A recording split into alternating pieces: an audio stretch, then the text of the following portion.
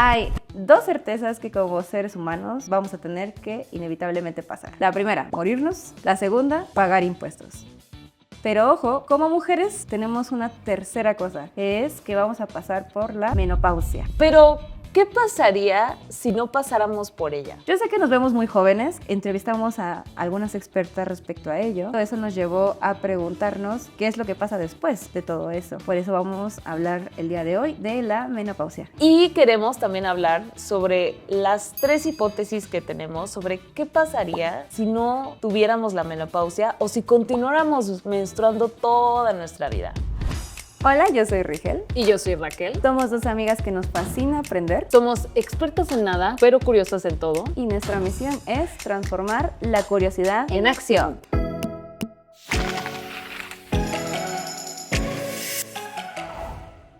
A ver, antes de que empecemos a hablar las hipótesis de qué pasaría si nos quedáramos sin menopausia, quiero entender, Rigel, ¿por qué las mujeres tenemos la menopausia y los hombres no? A ver, me voy a acomodar mis gafas científicas y te explico.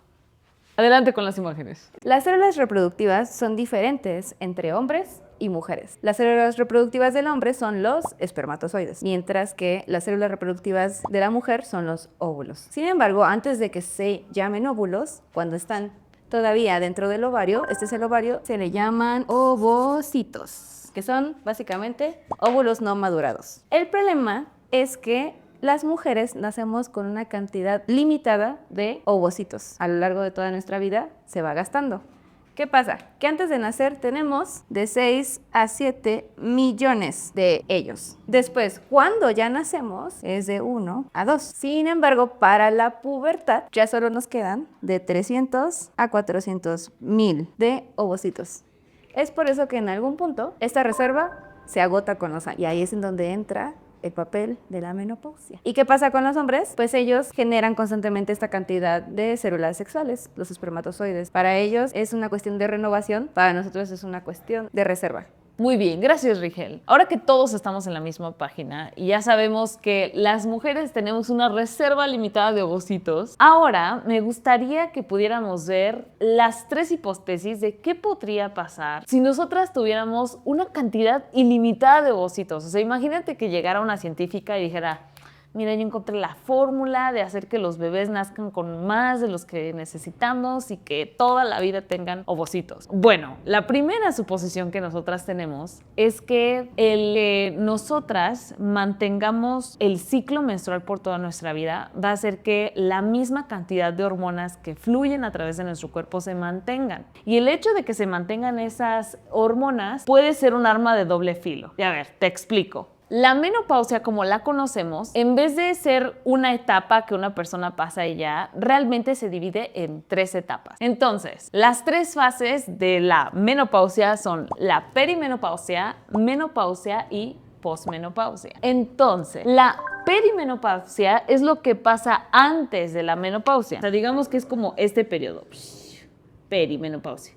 La menopausia, a diferencia de lo que muchas personas piensan, no es un momento en el que uno se queda. O sea, no es como que yo estoy en la menopausia, sino que lo más correcto es que realmente la menopausia es un momento que pasa. El momento que pasa de la menopausia es que te quedas 12 meses sin menstruación. Para que llegues a este momento en el que te quedas 12 meses sin menstruación, que más o menos se dice que todo este proceso pasa a partir de los 40, 45, 55 años, o sea, realmente es muy variable. Para que tú llegues a este momento en el que ya de plano no menstruaste por todo un año, pasas por el gran proceso de la perimenopausia, que puede durar entre 2 años hasta 10 años. Digo, puede durar más, menos, o sea, al final las personas son tan diferentes que es muy cambiante, pero digamos que tu cuerpo, en el momento en que más sufre o que más síntomas tiene, es en este momento, en la perimenopausia, que es el momento antes de la menopausia, porque es en el momento en que tu cuerpo se está acostumbrando a ya no tener ese ciclo, a ya no tener esas mismas hormonas que se van fluyendo y creando a partir de que te quedas sin el ciclo. O sea, para darte una muy, muy breve probadita de lo que hablamos en el video del ciclo, estábamos explicando que cuando tú tienes tu menstruación y van a salir estos folículos que van a sacar el óvulo y todo ese proceso, tu cuerpo saca muchas hormonas y de las principales que se hablan son el estrógeno y la progesterona. Entonces, el estrógeno, que es una de las principales que nos ayuda a un montón de cosas, de hecho, Pau Benítez, que entrevistamos, nos dice esto sobre los estrógenos. Los estrógenos tienen un papel indispensable para muchas cosas, por eso en la perimenopausia que se van perdiendo esos estrógenos hay tantos síntomas. Una de sus principales funciones es proteger nuestros huesos y fomentar que hagamos músculo.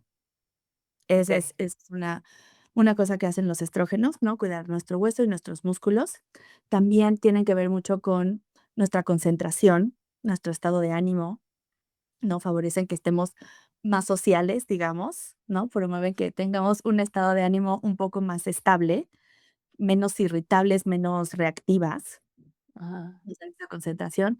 También cuidan mucho la piel, la hidratan, la protegen, por eso nuestra piel hasta se ve diferente en diferentes semanas del mes y cuando estamos ovulando es cuando nuestra piel está como más brillante y más lisita. También protegen nuestro corazón y básicamente se encargan de que este folículo vaya madurando para poder dar un óvulo de calidad, ¿no? Y que bueno, y que sí salga el óvulo, que sí haya un día de tu ciclo donde ovules. Ese tipo de beneficios se resienten al momento en el que uno está en la perimenopausia porque tu cuerpo ya no genera la misma cantidad de estrógenos ni la misma cantidad de progesterona y bueno, hay muchos cambios hormonales. Entonces en la perimenopausia es cuando la mayoría de las personas sienten un montón de síntomas sofocantes o bueno, digamos incómodos, como los sofocos, mucho calor, sudoración, no pueden dormir bien, no se concentran, la memoria les falla, o sea, y muchos síntomas que pasan en la perimenopausia, que como decíamos puede durar años. Hay personas que casi ni tienen síntomas, hay personas que las sufren mucho y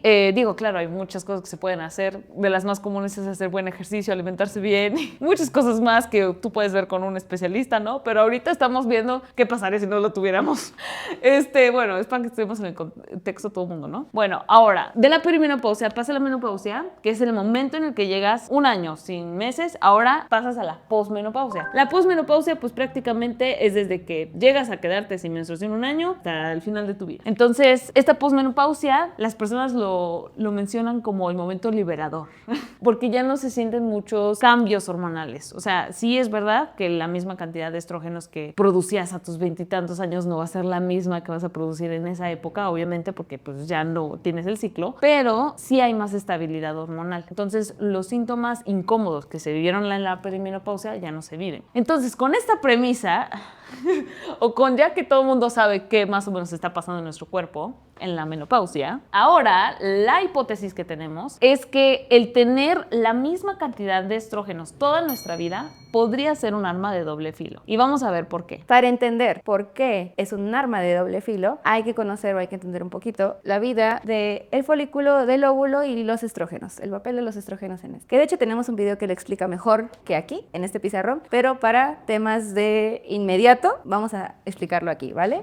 Esto que ven aquí es la vida de un folículo junto con un óvulo. De hecho, el folículo es justo como esa capita que rodea a nuestros óvulos. Entonces, aquí está de forma inicial, que de hecho esta es la menstruación en todo nuestro periodo. Esto es todo lo que abarca nuestro periodo de mes con mes. Esto rojo indica la menstruación, que es parte de la fase folicular. Y se llama fase folicular, ¿por qué? Porque es la fase en donde el folículo se va desarrollando hasta madurar completamente y liberar al óvulo, ¿vale? Entonces, en el día de la ovulación. Por eso es O, no es 0, es O de ovulación, ¿ok? Esto es lo que pasa en el día 14 de nuestro ciclo de promedio, en promedio y en general, en el día 14 de nuestro ciclo, para luego entrar en la fase lútea. Lútea viene de la palabra amarillo, que de hecho eso nos los dijo Pau Benítez, pero aquí deberían estar pintados de amarillo, pero no tenemos plumón amarillo. Sin embargo, aquí esto es el residuo del folículo, pues deshaciéndose cada vez más. La fase lútea llega a su fin y entonces se vuelve a reiniciar todo el ciclo. Ok, nuestras hormonas secretadas en nuestro cerebro son las que maduran al folículo. Sin embargo, lo que se libera después de esa maduración del folículo son, en esta fase, los estrógenos. ¿Okay? Entonces, en su vida, conforme va pasando esto hasta el día de la ovulación, que es el mismo de aquí, va subiendo, subiendo, subiendo, subiendo, subiendo. ¿Por qué? Porque se está liberando estrógenos de todo este proceso de maduración del folículo y el óvulo. Ya cuando llega el día de la ovulación hay un cambio porque entonces comienzan a bajar. No se van por completo a cero, pero comienzan a bajar porque en esta fase entra en acción la otra hormona importante, que es la progesterona. ¿Sí? Entonces el estrógeno baja, la progesterona sube, pero aquí estamos hablando solo del estrógeno. Sube hasta el día de la ovulación y baja conforme va pasando esta fase. Llega el día de la menstruación y se vuelve a reiniciar todo. Otra vez vuelve a subir. Ahora, vamos a ponerlo así, resumido, que dentro de un año, pues la secuencia se ve así. ¿Okay? Sube para cierto día, baja para antes de la menstruación y entonces se repite. Se ve así, más o menos, como por 12 vueltitas. ¿Ok? El problema es que cuando ya nos acercamos a la perimenopausia, este comportamiento ya no es el normal, sino que empieza a haber un comportamiento irregular o errático. Ajá. Empieza a haber errático y este comportamiento anormal al que teníamos toda la vida es lo que nos hace vivir, o sea, no nada más con el estrógeno, sino con también nuestras otras hormonas, es lo que nos hace vivir los síntomas o la sintomatología en la perimenopausia. Sin embargo, pues en algún punto se va ¿a qué? A estabilizar, porque cuando se estabilice, justamente ya dijo Raque, pasa un año, no menstruamos, eso quiere decir que ya pasamos todo este ciclo de nuestro cuerpo intentando malabarear nuestras hormonas. Ahora, volvemos a por qué si es un arma de doble filo el hecho de no tener todo este proceso que aunque parece caótico, que solo tengamos esto para toda la vida, el azul, y es porque todo en exceso es malo, recuérdenlo. Todo con medida. Y lo podríamos comparar a un poco como no es lo mismo estar bajo el sol y estar 10 minutitos nada más en donde recibes vitamina B, te sientes bien, te aireas un poquito, a estar bajo el sol constantemente por 10 horas. Entonces, todo lo bueno, aunque es bueno, tiene que acabar. Si se mantiene por tanto tiempo, nuestra hipótesis es que incluso aunque tuviéramos no este ciclo caótico en rojo, sino el azul para toda la vida antes de morirnos, de todos modos vendría siendo agotador. Muy bien, gracias Rigel.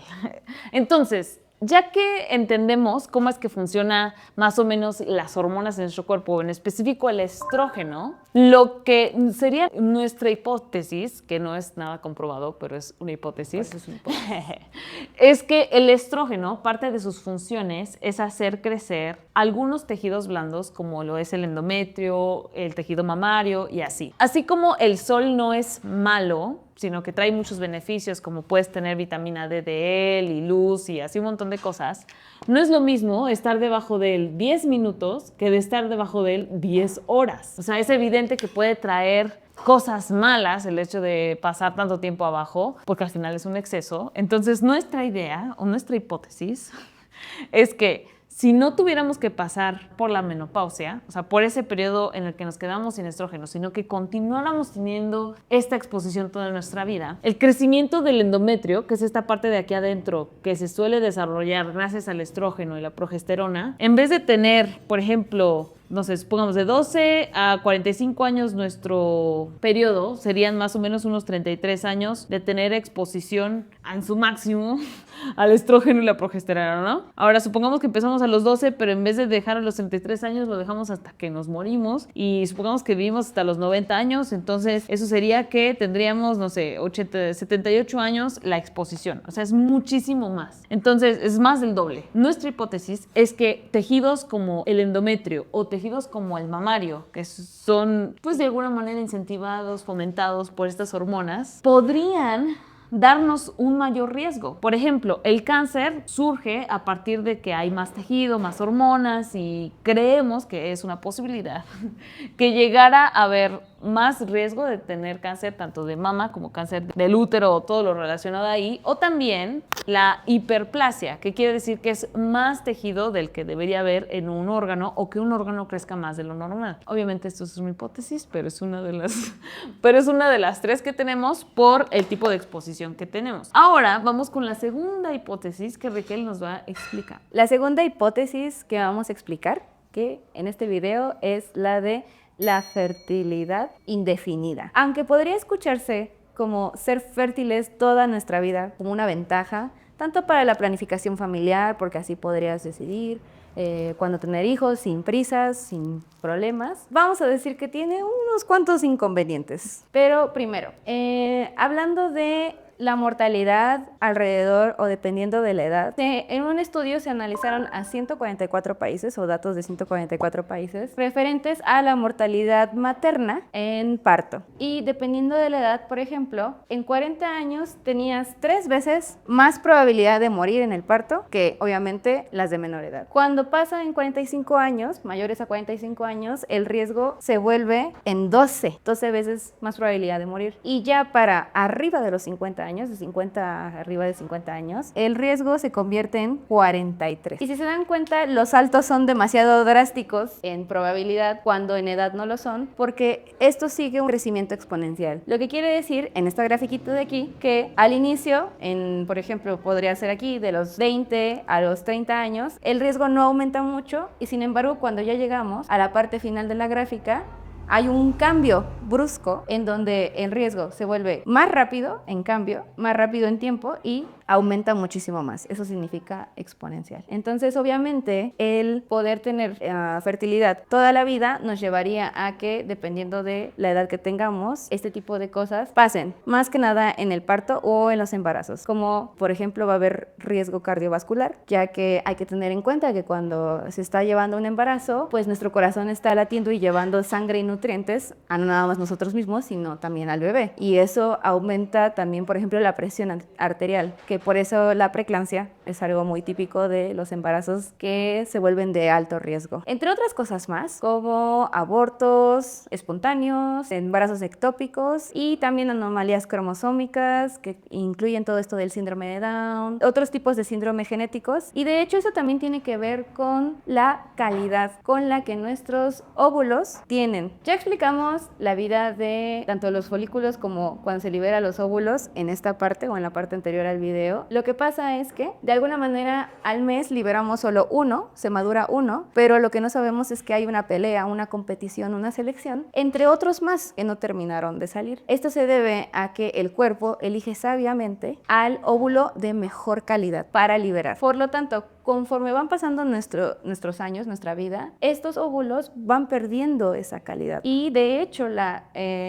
calidad de los óvulos se podría medir también con una curva exponencial. Conforme va pasando el tiempo, en los primeros años tal vez no pasa mucho, pero ya en los últimos años la calidad es una pérdida. Sería como esta, pero al revés, porque va bajando la calidad y de forma rápida y veloz. Así que eso también podría ser una de las razones por la cual empieza a haber más complicaciones en general y podría haber complicaciones también para el feto o el bebé para cuando nazca. Que dato curioso, esto no nada más pasa con las mujeres. Hablando de solo la calidad, no pasa solo con las mujeres, sino también con los hombres. A pesar de que los hombres tengan continua renovación de sus células sexuales, que son los espermatozoides, ellos también pierden la calidad en sus células sexuales conforme va pasando el tiempo de vida. Así que es una cuestión de dos. En conclusión, aunque la menopausia podría sonar como un fracaso del cuerpo, en donde dejamos como de ser útiles respecto a nuestra fertilidad como mujeres, realmente es una forma en que la evolución nos protegió a nosotras de pasar por todo esto. Así que, en teoría, podría escucharse muy bien ser fértil toda la vida, pero en práctica estamos alargando una ventana de riesgo para nosotras. Ahora sí, la tercera hipótesis. Nuestra tercera hipótesis es que la menopausia, aunque no la tuviéramos, el envejecimiento del sistema hormonal, el cuerpo no está diseñado para funcionar igual siempre. Creo que tiene mucho que ver con el segundo punto de la fertilidad, porque como vimos, hay muchas complicaciones a partir de que uno llega a cierta edad y no solamente por la parte hormonal. Pero supongamos que llegamos a nuestra vida de 45 o 50 años, que es cuando normalmente pasaría la menopausia, pero no dejaríamos de tener estrógenos, sino que están en top, o sea, en su punto mejor. Y aparte, no hay complicaciones en el embarazo, o sea, supongamos que todo bien, que estamos muy cuidadas y todo. El detalle está en que la parte hormonal, o en este caso la parte de los estrógenos, imaginemos que se mantiene. Esto no va a hacer que todo el cuerpo funcione de la misma manera que funcionaba muchos años antes. Y veámoslo como si fuera una orquesta, o sea, y tenemos el violín, tenemos un piano, tenemos un violonchelo, tenemos todos los instrumentos, y todos los instrumentos representan un sistema, sistema o representan un órgano. Y supongamos que estamos trabajando y queremos que se mantengan esos ovocitos hasta el final de nuestra vida. Y ese es como si fuera un violín. Y puede el violín funcionar muy bien, pero llega un punto en el que, por ejemplo, las hormonas, como van envejeciendo, son como mensajeros. Que las hormonas tienen la función de decir,